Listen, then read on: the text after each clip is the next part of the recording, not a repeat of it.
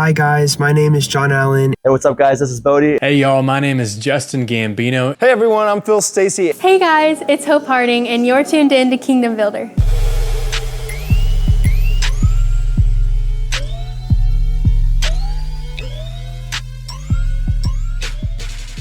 Hey everyone, joining me from Trans-Siberian Orchestra are guitarist and bandleader Al Pitrelli and vocalist Kayla Reeves. How are you guys both doing today? Good, thank you. How are you? I'm doing good, man. I'm so glad we can get on here and talk. And TSO is an exciting thing every single year. And so, Al and Kayla, my first experience with TSO was back in 2019. You know, for years and years, I wanted to go out to the show. I was finally able to make it out to the Tampa, Florida show in 2019. And I was absolutely blown away. And since then, it's been a yearly tradition for me to go out to the now Benchmark Arena, formerly the Emily Arena. And, you know, people that have not been to the show yet, you know, might be asking the question, what makes a TSO show different from any other rock concert? Everything.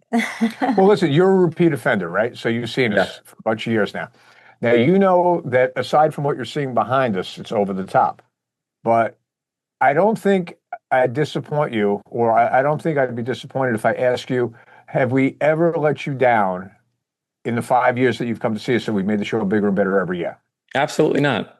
Okay, well, I appreciate that, because this year we pulled out all the stops to make it completely different. So even you as a repeat offender and the many other repeat offenders in the audience, as soon as that curtain goes up and the house lights come down before we play a note, you're all going to be put back on your heels just by the visual aspects of the change in the stage and the way we're presenting everything.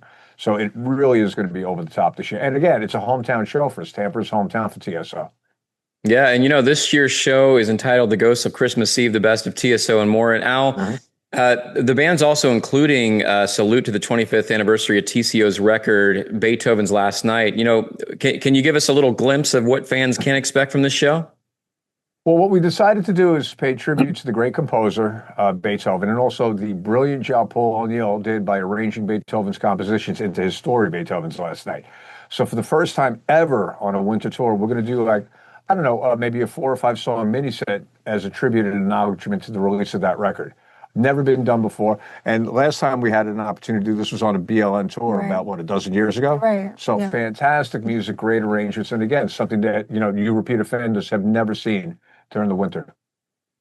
Yeah, and you know, so for those that are watching right now who don't know, Trans-Siberian Orchestra, or TSO, that it's been affectionately called, travels the country every winter with a tour that is so big and in such demand that you guys have to basically break this and split the band into an east and west, and that way you can cover the whole country. And Kayla, I've not had the pleasure of seeing you live yet. Videos do not do you justice from what I've heard. But you've been in the band for 15 years now. What has this experience been like for you touring with TSO? It's been a dream come true. It's been the best education I could have ever got. You know, I think that you can learn all this stuff in books, but being taken under Paul's wing and Al's wing, you know, I've learned things that it's just, you can't describe the experience and the knowledge that you gain from it and the people that you meet. And we've really become a family. Every single year we have our own traditions. The girls and I decorate the bus. And yeah, we do. I know you do. We did it. And we learned as much from her as she's learned from us. You know, everybody in this band is amazing. You know, and Paul was very smart, surrounding himself with extremely talented people, starting with this one. And you got to see her live, dude. You have to. Yeah, and now, you know, Al, you've been doing this since the late, great Paul O'Neill started TSO, put this whole thing together nearly 30 years ago. What's it been like being able to get out there every year on the stage and carry on the legacy and vision of everything he started? Well, it was a dream come true when we started it. The fact that we were making records and selling a lot of copies, the fact that we were playing shows and selling out venues, the fact that, like you had said, we're approaching 31 years since we first recorded the opening notes of Christmas Eve Sarajevo 1224. But to look out in the audience now after all these years and after all these tours, and you know, you are a repeat offender, and you mentioned earlier that I asked the audience, how many repeat offenders do we have? And I'd say a little bit, probably half, right? But when I ask how many first timers there are, it's the other half of the audience that erupts. And I'm just always put back on my heels to know that people, curiosity seekers are coming out. People have heard about this and they want to hear what, all the rant is about. That makes me proud that, we have the familiar portion of our audience and we have these new people that are becoming repeat offenders. And the fact that this is going on 26 years of touring means that, just Paul nailed it. He absolutely nailed it. He created an art form that people cannot get enough of. And I'm so proud to, help continue on that legacy with Kayla and everybody else. Yeah, and not only do you guys do these shows every year, but you guys do one thing every year that I think is absolutely amazing. We have a mutual friend, Mason Dixon, who is a radio legend here in Tampa, and you guys give back to the communities with each of these shows that you do. What makes that so important that you guys give back with these shows each year and be able to give partial pizza, part of ticket sales back to the communities in need down here? Well, it's something that Paul O'Neill believed very strongly in. He was the most giving person I've ever met in my life. He would literally give you the shirt off his back. And he really wanted to make good in the world. He wanted to make a change. And he didn't just talk about doing it. He actually made it happen. And so from the very beginning, $1 from every ticket sold has gone back to different local charities in every community that we come through. And I think we just approached 21 million tickets over the years. Yeah. So if you do the math, Paul really has been able to make a profound impact throughout these communities. And the O'Neill family, they're continuing to carry out that tradition. And we're just honored to be able to be part of it. Yeah, it's really wonderful thing. And it's Mason Dixon's fault, just random side note, this whole thing. I'll let him know you said that. Please do. Love him. Yeah, me too. And, real quick before we get into our closing question here, I'm a guitarist myself. I've been playing since 1997, but I used to frequent Mars Music down off of Hillsborough Avenue in Tampa when Steve Doc Wackles was the store manager there. And though I never got a chance to really have a conversation with Paul, I remember meeting him as a teenager. He came into the store to talk with Steve about something, or Doc.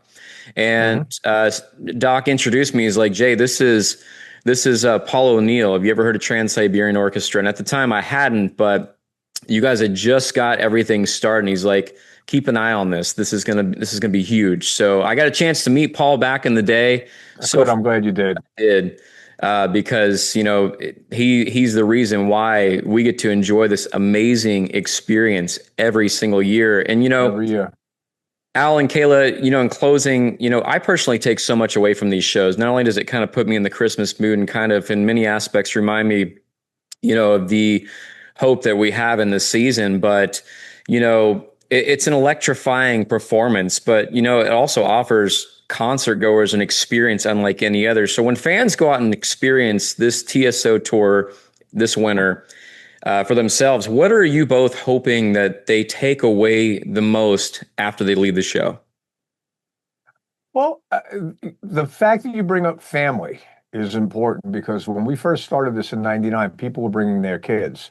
Now you fast forward, 25, 26 years, and they're bringing their grandchildren. There's not many events that take place in our society any longer that you can bring, 3 generations of your family, and it's not a mortgage payment. Right. Grandbabies sitting on their granddaddy's laps, everybody got their fists in the air. Every time the pyro hit goes off, you see these little kids jump, everybody's smiling. Kayla and I get to watch. We have a much different vantage point than the people in the audience, because we're watching the expressions on the audience's faces change as the story unfurls, as the night continues on, as people are starting to see this production, like what's behind us. So family has become everything to us. To look out, my kids grew up with this. Kayla's daughter's growing up through this, and we're watching the audience do the same thing. We're all getting a little bit older. Well, she's not getting any, but the most of us are getting a little bit older and just enjoying each other's company for 2.5 hours of something you've never seen before. Awesome. Well, Al, Kayla, thank you guys so much for joining me today. I really appreciate you taking the time, and I'm looking forward to seeing the brand new Ghosts of Christmas Eve, the best of TSO, and more out in the winter this fall. Thank you guys so much for joining us. You're welcome, brother. Thanks so much.